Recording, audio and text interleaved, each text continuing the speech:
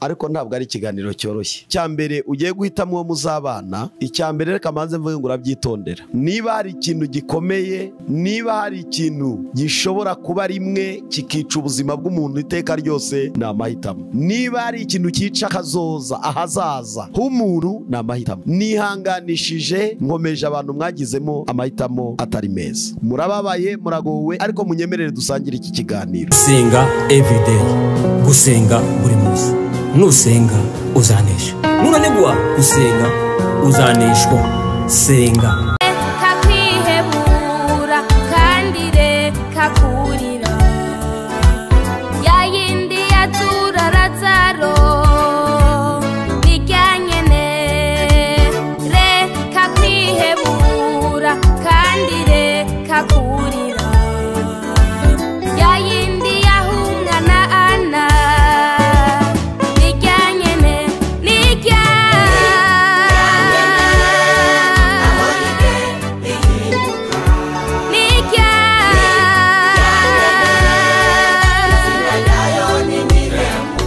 kangusuhuze inshuti ya gusenga everyday. Nizere ko mumeze neza mu bisanzwe. Muri kumwe nanjye Manirakiza Edouard, abari mu Rwanda shalom shalom, turabasuhuje, turakunda mu inshuti za gusenga everyday. Abari ku mugabane wa Burayi shalom shalom, ku mugabane wa Aziya shalom, abari ku mugabane wa Amerika shalom, abari ku mugabane wa Aziya shalom, abari ku mugabane wa Oceania shalom, abari ku mugabane wa Afrika mwese mumva ikirundi, ikinyarwanda, ikinyabwisha, mwese turabakiye kuri gusenga everyday. Nusenga uzanesha, kuko nubwo no gusenga uzaneshwa. Senga kuko bakora kamera gusenga. Turi kumwe n'umushumba mushumba Ndorimana Edouard. Muraho neza Mazina Edouard. Amakuru yanyu? Turaho turashima Imana. Ego umwami ni muzima. Ego turishimiye ko mwongeye kugaragara kuri gusenga everyday. Mwitabire ubutumire bwacu, Imana ibahe umugisha. Tuze guha n'abadukurikiranye kuri Duhumurizanye TV kaze, ni channel yacu y'urusengero. Ego kuri iyo channel mwagenda mukanda subscribe, mukaza mukurikirana.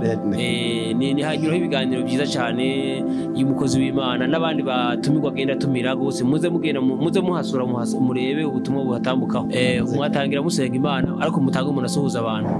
Reka duhe ikaze abantu bose mudukurikiye, tubonereho n'umwanya wo kubasuhuza. Kubatanzi, amazina yanjye nitwa Ndorimana Edouard, ndi umupasitori, nyoboye itorero hano mu mujyi wa Kigali. Ndashima Imana kubw'icyo cyizere nagiriwe, nkaba shima Imana kubwo kuba ndi imbere yanyu tugiye gusangira cyo nakita ikiganiro cy'uyu munsi, ariko kandi kiraba kiri mu ijambo ry'Imana. Reka dusenge. Turagushimye Mwami Yesu, tugushimiye ko duhaye umwanya. Reka ngushimire kubw'abadukurikiye bose, kandi bafashe uyu mwanya wo kugira ngo dusangire nabo ikiganiro kiyobowemo n'isengesho, ndetse no kurushaho gusobanukirwa. Reka dutangiye utangirane natwe, kandi abadukurikiye barushaho kungukirwa. Reka icyubahiro kibe cye mu mitima ya bose, mu izina rya Yesu, amen. Amen. Murakoze cyane.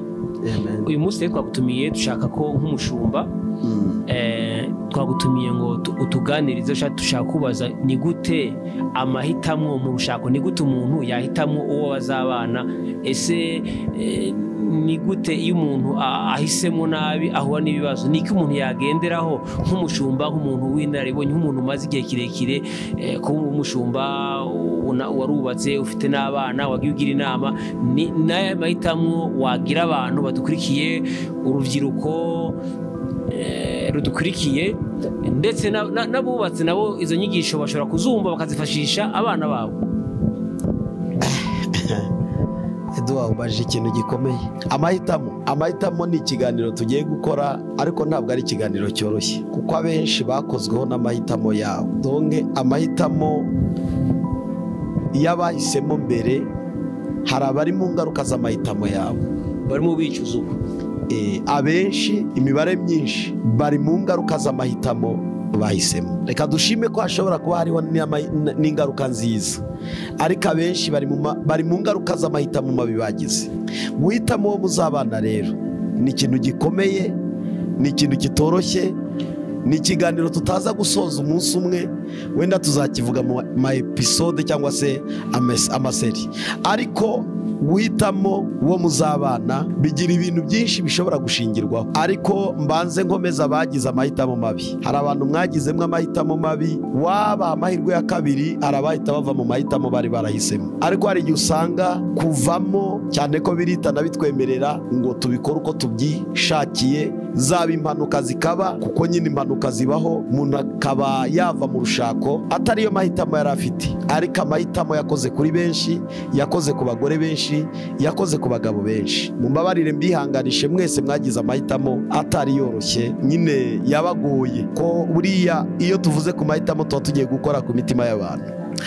Iyo icyambere ugiye guhitamo uwo muzabana, icyambere reka manze mvuge ngo urabyitondera. Niba hari ikintu gikomeye, niba hari ikintu gishobora kuba rimwe kikica ubuzima bw'umuntu iteka ryose, ni amahitamo. Niba hari ikintu gikomeye ukora kikagena iherezo ryawe ryiza cyangwa ribi, ni amahitamo. Niba hari ikintu cyica akazoza, ahazaza h'umuntu, ni amahitamo. Niba hari ikintu gishobora gutuma umuntu agera gihenomu vuba akarimbuka yari afite ubugingo, ni amahitamo mabi. Nihanganishije, nkomeje abantu mwagizemo amahitamo atari meza. Murababaye, muragowe, ariko munyemerere dusangire iki kiganiro. Rero ku batari bahitamo, ujya guhitamo ijambo ryitwa amahitamo y'uwo muzabana, urabyitondera.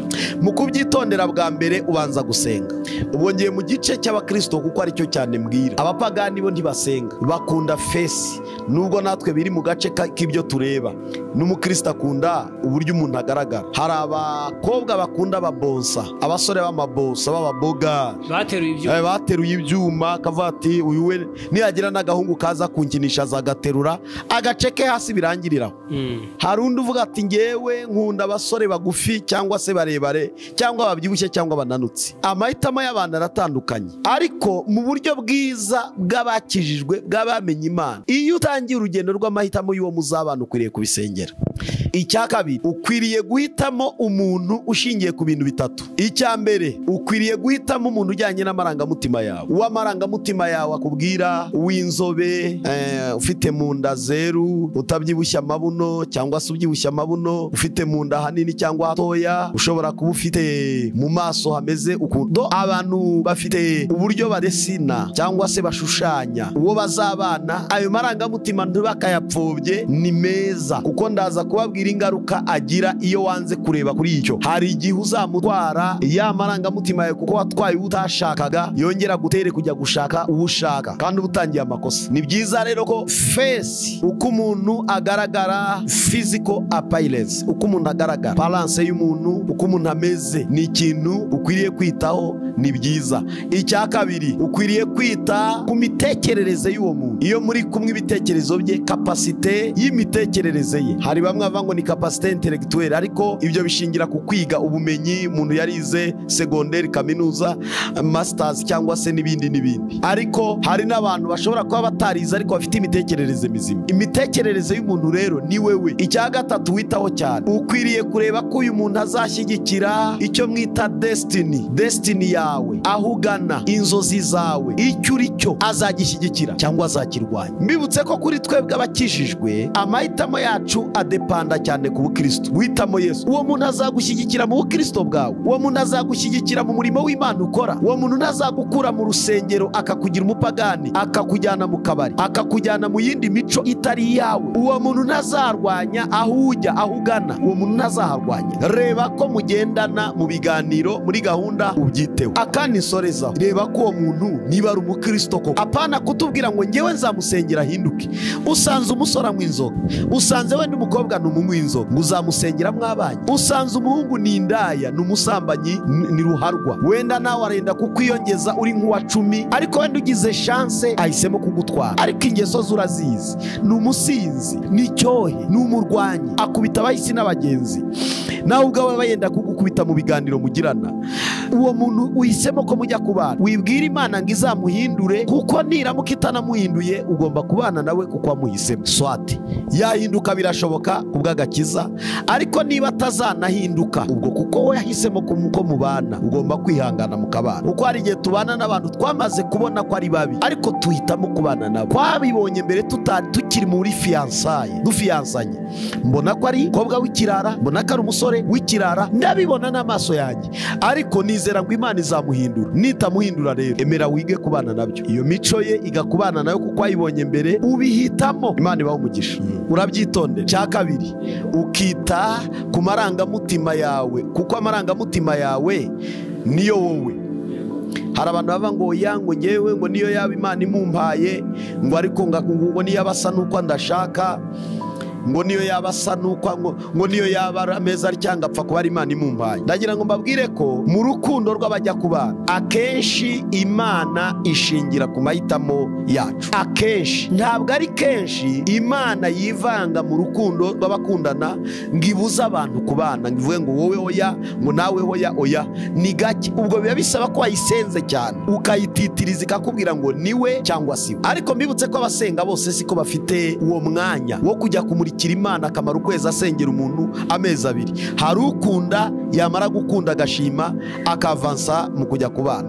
Noneho rero ita kuri ibi nibuze. Icya mbere cyihutira ni ukubanza kureba kwitonda, kureba imico y'umuntu, ingeso z'umuntu, karagiteri, imiterere y'umuntu. None ese uyu muntu turumvikana? Apana kuvuga ngo yego ntitwumvikana ariko nitugera mu rugo tuzumvikana. Ninde wakubeshye se? Umuntu mutumvikana muri fiyansaye muzumvikana mwageze mu rugo. Uyu muntu mwenda kurwanira mu nzira muzumvikana mwageze mu rugo. Uyu muntu mucashamirana mukenda kugurukana, nimugera mu rugo nibwo muzumvikana. Ni kinyoma. Ukwiriye kwita kuri uwo muntu imiterere ye. Icya kabiri, ukwiriye kwita cyane ku ngeso ze, kuko ingeso ze niwe ashobora kuzahinduka, Imana ishimwe, ariko nadahinduka kuri izo ngeso, emera niba waramuhisemo wemere munabane kuko abihisemo. Ikindi navuze, kwita ku marangamutima yawe, ibyo ukunda, ukunda ateye ati, ukunda ameze ati, ukunda ameze ati. Akandi navuzeho, umuntu uzashyigikira destiny y'ubuzima bwawe, uzashyigikira akazoza kawe, uzashyigikira iyerekwa ryawe, akarishyigikira, agashyigikira amahitamo yawe y'ubukristo. Kuko uyu mwanya ntabwo nabura kuvuga ku bukristo, kuko ngewe ntabwo mvuganira abapagani, vugira abakristo. Wa mukristo we, reba ko uyu muntu azagushyigikira mu bukristo bwawe. Wa musore we, reba ko uwo mukobwa azagushyigikira mu bukristo bwawe. Wa mukobwa we, reba ko uwo mugabo azagushyigikira mu bukristo bwawe. Nubona atazagushyigikira, reka kumuhitamo. Nubona muzarwanira mu nzira, ushobora kureka kumuhitamo. Niba munaniwe kumvikana mutari mwabana, ushobora kureka kumuhitamo, kuko amahitamo yawe ashobora kugena uko uzasoza. Itondere rero ukuhitamo. Imana ibagirire neza. Mu mutwe w'umuntu rero niho hamugira umugore muzima cyangwa hakamugira umugabo muzima. Dufite abantu bitwa ko ari abagore ariko babuze mu mutwe, n'abagabo babuze mu mutwe, kuko imitwe yacu idakoze neza. Hari igihe usanga dukora ibintu umuntu agasigara yibaza, uyu ni umugabo, uyu ni umugore. Kandi mbibutse ko kugira ngo imitwe yacu ikore neza, bisaba ko tuyegurira Imana kugira ngo iyihumekeremo. Nicyo gituma urugo rwiza, amahitamo meza, nuko tubanza guhitamo Imana. Urugo rwiza ni urwubakiye ku Mana, urugo rwiza ni urudepanda ku Mana, urugo rwiza ni urwifuza ko Imana iba umuyobozi, urugo rwiza ni urwifuza ko Imana iba umujyanama w'urwo rugo. Hari igihe usanga bagiye kubana, umwe yemera Imana undi atayemera, nabyo bikaba ikibazo. Kandi ubundi urabona ijambo ry'Imana cyangwa se Imana ni garidefo kuri twebwe. Ni garidefo ni ukuvuga ngo ni umurongo uturinda cyangwa se ni ingabo iturinda. Iyo umuntu yanze guhitamo Imana, aba azahitamo ibigirwamana cyangwa akayoborwa n'ubwenge bwe. Ni ukuvuga rero, umuntu ashobora guhitamo Imana akiyobora urwo rugo mu rushako, ashoboramo no guhitamo ko we ubwe yibera Imana iziyobora. Iyo rero ahisemo ubwo buryo, azagira ibimugora, ariko uko azafata ibyemezo bizagaragaza uwo ari we. Wibutse ko hari abantu bubatse ingo batajya babaza Imana, ahubwo bashobora kubaza abapfumu, bakaraguza, bagaterekera, bakabandwa, bagashika, bagashikanura, bakirwa bazenguruka bashaka ibigirwamana, ngaho Tanzania, ngaho Burundi, ngaho Uganda, ngaho Kenya, ibihugu byose bakabimaza amaguru bashaka igisubizo cy'umuryango. Ariko iyo twizeye Imana, niyo hagize ibituyobera, twegera ya Mana kugira ngo itubere umuyoboro. Ijambo ry'Imana rero ku rushako ni rigari, nicyo gituma bajya gushaka twebwe tubigisha amezi 3 kugira ngo nibuze babanze bamenye iki ijambo ry'Imana rivuga ku mahitamo yabo. Nubwo mwahisemo kubana, ariko ijambo ry'Imana rivuga gutya mu mubano wanyu. None ayo mezi 3 hari abo tujya dusoza bavuze ngo burya nuko bimeze, uko bya bintu bitazoroha, atangiye kugira ubwoba, nyamara yahisemo umugore, yahisemo umugabo, ariko iki ijambo ry'Imana rivuga ntiyari yiteze kuzagikora, ahubwo yibwiraga ibindi. Nicyo gituma rero gukundana ni kimwe, kuyoborwa n'ijambo ry'Imana n'ikindi mu rukundo no mu rushako rw'abantu. Ariko niba umuntu mukundana akamara amezi 2, ndatekereza ko niba uyu munsi dufite iterambere telefone, atangiye kwifata kwanga kuguhamagara, atangiye kwifata kwanga kukwandikira, atangiye kwifata arakuretse, ubwo sa utabona ko abivamo n'iryari. Donke ntabwo ikibazo ari wa munsi wo kuba bagiye mu idarapo bakarahira cyangwa no mu rusengero, ahubwo wari ufite ibimenyetso birenga 100 by'uko yabivuyemo. Bazadusubize mu kiganiro, niba mudukurikiye bari mu kiganiro muze kudusubiza iki kintu. Icyo nshaka kuvuga ni iki: isezerano rya turavuganye turakundanye, dore ikosa rijya riba hagati y'abantu, ni icyizere muzamurana mugakora ibikorwa hagati yanyu bizatuma muhemukirana mukababara. Uti gute?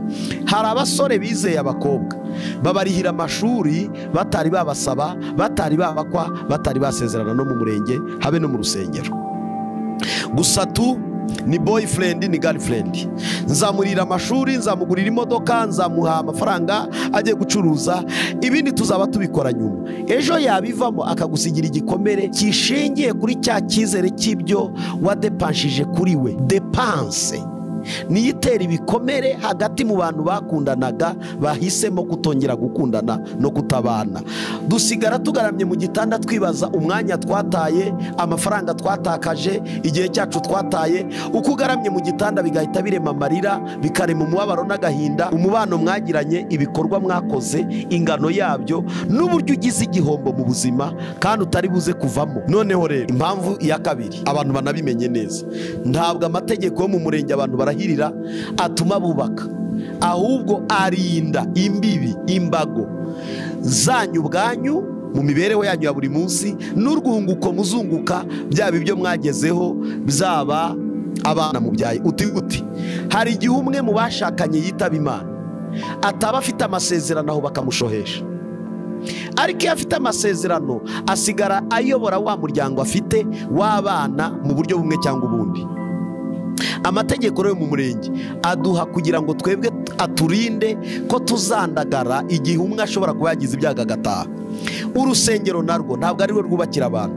Urusengero ni uguhamya amasezerano yabereye mu muryango, abera mu murenge, aza no mu itorero. Noneho abapasiteri tugasabira umugisha abantu baje ngo tubasezeranye, ni umugisha tubasabira. Uru rugo rwubakiye ku Mana ruzahabwa umugisha.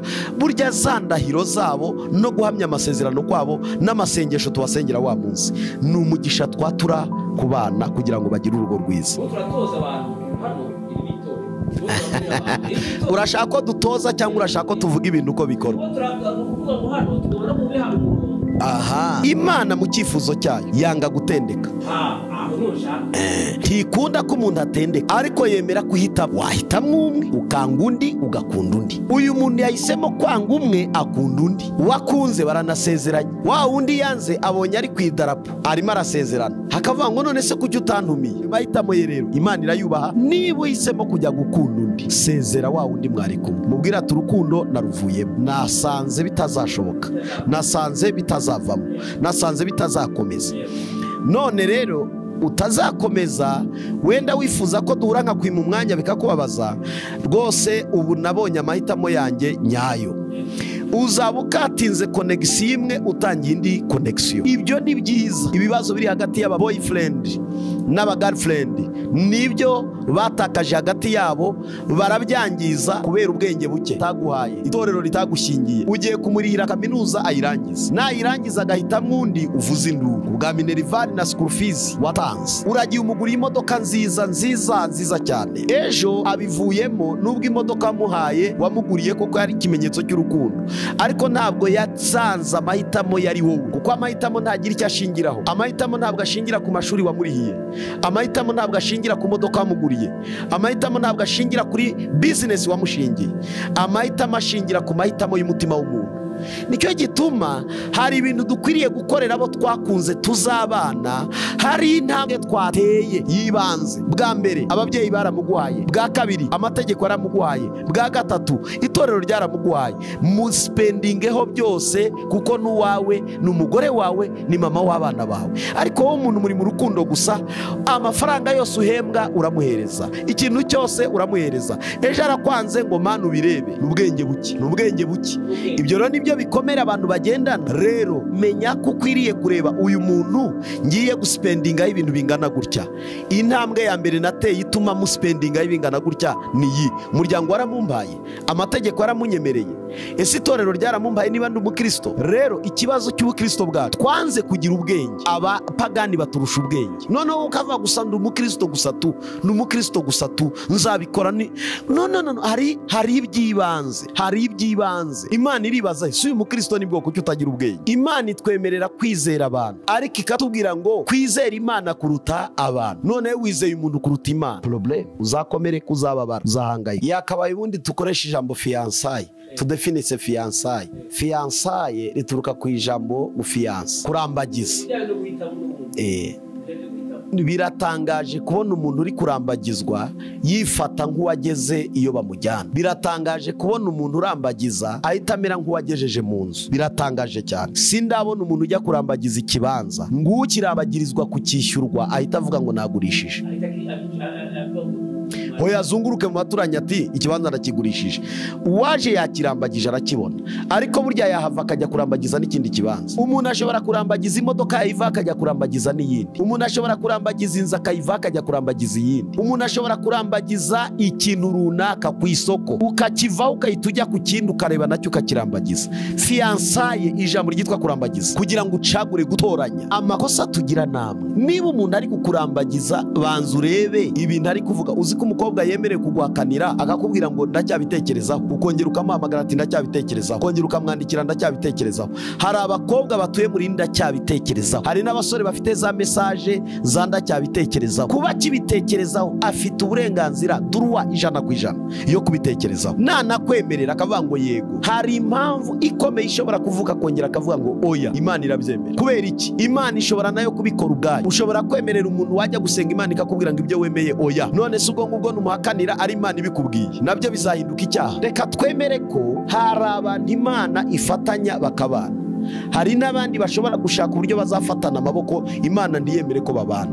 Niba Imana yemeye kutabana n'uwo muntu, ihangana. Ibikomere bivuka bya bindi navuze ni ibintu mwakosomye, ni ibintu mwangirijemo igihe cyanyu, amafaranga yanyu, ibyo mwaguriranye, ibyo mwasohokanyemo, ibindege mwateze, ibihugu mwagiye, imigabane mwagiye kwangirizaho ibyanyu. Nibyo bituma abantu bababara bakenda kwiyahura. Ariko ubundi fiançailles niyo nyine, nuko umuntu ari kureba namuhitamo namureka, namuhitamo namurejectinga, namutora namureka. Ibyo nyine yagezaho agatora. Imana iravuga ngo ubwo utoye rero genda mu muryango wabimenye, genda amategeko abimenye, genda itorero ribimenye. Uwo niwe mugore wawe, uwo niwe wisezerano. N'ibindi bya proposal nyine ni proposal n'agateganyo. Bibutse ko provisoire nyine atari ihame. Provisoire igira hirangirira, ifite igihe cyane. Rero abantu muri provisoire murimo mukiri mu rukundo rwo kurambagizanya, mwitonde, mugire ubwenge nk'ubw'inzoka, ariko ntimukaryane nkazo. Nicyo nabaha gusa, nuko dufite umwanzi udakunda umuryango witwa Satani. Ntabwo twakirengagiza ko Satani ahari, kandi icyambere adakunda n'umuryango. Icya kabiri ntakunda itorero, kuko ibyo nibyo Imana yaremye. Imana yashyizeho umuryango, bwa kabiri ishyiraho itorero aho bazayiramiriza. Ibindi by'ibihugu burya n'abantu bishyireho imipaka, genda bacamo ibihugu. Tuzi ko ibihugu bagiye babicamo, burya ibyo byakozwe n'abantu. Ariko Imana bwa mbere yaremye umuryango, bwa kabiri ishyiraho itorero. Satani yanga umuryango nko gupfa, yanga itorero nko gupfa. Hari igihe atera mu rugo, umwe mu bashakanye akumva mugenzi we ntakimukunze gusa tu, nta na kindi cyabaye, sinkimwiyumvamo gusa, sinkimukunze tu, ikaba impamvu yatuma avuga ngo ndanarefutinga bivemo. Abandi nabo ni abantu bakora ibyaha bikomeye babikoreye mu muryango, ku buryo umugabo ashobora kwihangana ariko akazagira akavuga ngo kugira mfiriye umugore ngiye kuvamo. Ibyo si ku bagabo gusa, n'abagore murabizi bihanganiye mu miryango. Akareba amakosa y'umugabo, akareba abagore amugerekaho, akareba uburyo adashobora guhahira urugo, akareba uburyo amafaranga akorera yangiriza hanze, umugore akabyihanganira, akabimarana imyaka myinshi, akazagera akananirwa kubyihanganira akabivamo. Abenshi ni ukunanirwa kwihanganira ibibabaho. Donc divorce ishobora kuba nibuze ibintu bigera muri bitatu. Iterwa nuko hari umwe mu bashakanye watewe n'umwanzi, ashobora kumva atakigukeneye gusa, nta nicyo mwanapfuye, aturanukira iyo uryamye, iyo uri muri saro mba nkureba nkabona urabishye, iyo winjiye numva mbihiwe. Agaterwa akumva gusara kwanze tu. Ikindi gice cya kabiri n'abantu Satani akoresha amakosa uwo babana akananirwa kuyihanganira. Icya gatatu nuko ba bantu babana bananirwa kumenya inshingano zabo, responsibility, kubera ko hari abantu bari irresponsible, bari irresponsible. Abo bantu rero barakomeretsa abo babana ko si abayobozi, batera ibibazo byinshi mu muryango.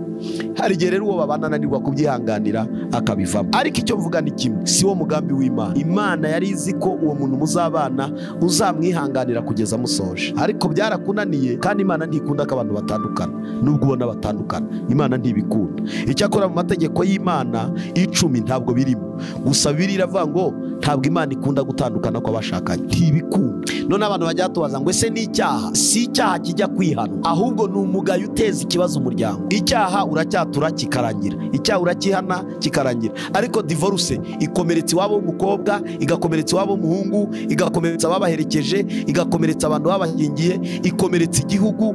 Divorce irenze ni sinzi uko nayivuga. Donc Imana ntibikunda, nubwo bibaho bikaba nyine. Nta nubwo abantu mwitonde cyane abantu bavuga ngo baradivorushije ngo ntibazajya mu ijuru. No, n'ijuru bashobora kuritaha rwose, kuko si twe turibaha, ahubwo biteza ibibazo. Mu rwego rwo kwirinda kugira ibibazo, wakemera gupfira icyo wemeye. Imana ibahe umugisha, kubera ko hari abantu bashobora kungera imbere nkemera ko batandukana nanjye nubwo ntari Imana, kuko ntabwo wemerewe kwica uwo mwabanye ngo nuko mutazatandukana. Mukwiriye gutandukana ndetse cyane. Ntabwo uzamuca umutwe, nta Mana iriho izabyemera. Ntabwo Imana yamuguhereye kugira ngo uzamuce umutwe, nta nubwo Imana yamuguhereye kugira ngo umukubite umutungishe inkoni. Afazari mwatandukana. Ntabwo Imana yemera iyo mibanire. Donc hari impamvu zatuma mutandukana, izo zirahari nyinshi: ubugome bw'indengakamere, ubwicanyi bwa hato na hato, imihigo mibi yo kuzagirira nabo muzaba uwo mubana, imigambi mibisha umufiteho. Imana ishobora kwemera ko mutandukana. Icyo mvuga ni iki rero, ntabwo umugabo umugore babanira kugirirana nabi, babanira kuzuzanya, babanira kugira ngo nyine bagire umuryango mwiza wubaha Imana, urangwamo ibikorwa by'abana b'Imana, barerera Imana abo babyaye, babatoza uburere bwiza. Ariko ari igihe usanga ufite umugabo ni inshira, ni imbogo, ni intare, afite n'uruziramire, ugasanga umugabo ni inyamaswa utamenya iyo ariyo. Ibyo ntibiba ku bagabo nk'abo gusa, n'abagore nk'abo babaho. Ndagira ngo mbabwire, ntabwo Imana yubaka urugo nk'urwo ngo abe ari rwo ishingira ivuga ko rukwiriye kubaho ngo ntiruve. Kuko ntanese reka mbabazi, ikintu kibi ko mubizi ko Imana icyanga, urugo rubi rw'Imana izarukunda gute? Ikisaba aba bana bombi ni kimwe: nibabanze bamenye Imana. Ubwa kabiri, nibahinduke mu mico no mu myifatire. Icya gatatu, nibamenye ko urwo rugo ari urugo bahawe n'Imana. Uwo mugore wawe ni impano wahawe n'Imana, uwo mugabo ni impano wahawe n'Imana. Mufatane neza mwese. Ariko iyo bitameze gutyo, ubwo si cyitwa urugo kiba gihari. Hari ibintu byinshi rero byatuma urugo ruvaho rwose. Oya, ntabwo nkubwiye ngo uzemere utege umutwe, ni ikinyoma, nta naho Bibiliya ibyemera. Rwose bagabo dufata abagore bacu neza, bagore dufata abagabo bacu neza. Imana ibahe umugisha. Pasiteri, urakoze cyane, reka tugushimire. Ariko tugana ku musozo, niyihe nama wagira abasore n'abakobwa mu mahitamo yabo, icyo bagenderaho? Niki wabwira bashakanye ugana ku musozo mu bintu bagiye uvugamo? Icyo ngarukaho ni kimwe, ni amahitamo twatangiriyeho. Niba uwo mugore ari we wahisemo, emera ko ariyo mahitamo yawe. Niba uwo mugabo ari we wahisemo, emera ko ariyo mahitamo yawe. Yego, amahitamo yadukozeho, ariko dushobora gusengera iyo miterere yabo twahisemo igahinduka, kandi ishobora no kudahinduka tukiga kubana nayo. Ntabwo mbitiramo abantu gukora divorce, oya, ntabwo ariyo mahitamo njye mbahitiramo, ariko ushobora kumwihanganira ukiga kubana nawe. Ubwo ndavuga ku gice cy'abamaze guhitamo babaye abagore n'abagabo. Ndaza gusoreza ku rubyiruko. Birashoboka ko uri mu rukundo n'uwo mugiye kubana, reba neza ko uzashobora kwihanganira imiterere ye, reba neza ko azagushyigikira, reba neza ko muzakorana mu muhamagaro wawe, reba neza ko azashobora kuba umuntu wifuza ko. Imana ibahe umugisha. Wavuga amahitamo yayatindaho, ariko amahitamo yawe agena uko uzasoza. Tamo neza ugifite uwo mwanya nawe, kandi wamaze guhitamo amahitamo akakugiraho ingaruka. Reba uburyo bwose bishoboka, wimenyereze kuba muri iyo kondisiyo n'ubwo igoye. Ariko nibinanirana, Imana izakwigisha ibindi wakora. Imana iguhe umugisha. Pastor reka tugushimire tukubwire ngo Imana iguhe umugisha. Reka dushimire nawe warubanye natwe muri kiganiro. Reka dushimire umuntu wakaze subscribe. Reka dushimire umuntu uzufata ibiganiro byacu akabisharinga. Tubwire ngo Imana iguhe umugisha. Nawe ushobora kuba ubwa mbere ugeze kuri gusenga Evi cyangwa ugeze kuri Duhumurizanye TV. Yego.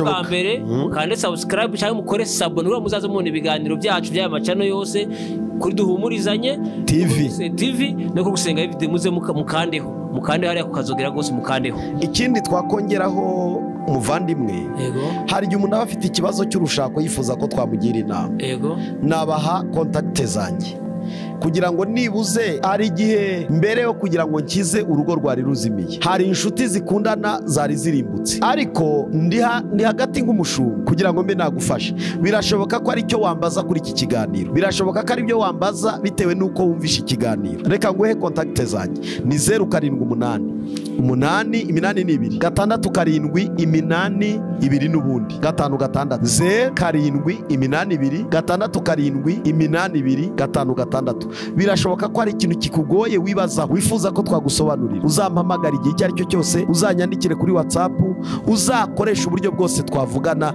niteguye kugusobanurira mu buryo burenze ubwo mvugiye mu kiganiro. Imana iguhe umugisha. Urakoze Pastor, reka tugushimire tukubwire ngo Imana iguhe umugisha. Reka tubashimire mwese mwarimu wanyu muri kiganiro, tubabwire ngo ikiganiro naho gutaha. Shalom. Senga everyday, gusenga buri munsi. Nusenga uzanesha, nunanigwa gusenga uzaneshwa. Senga.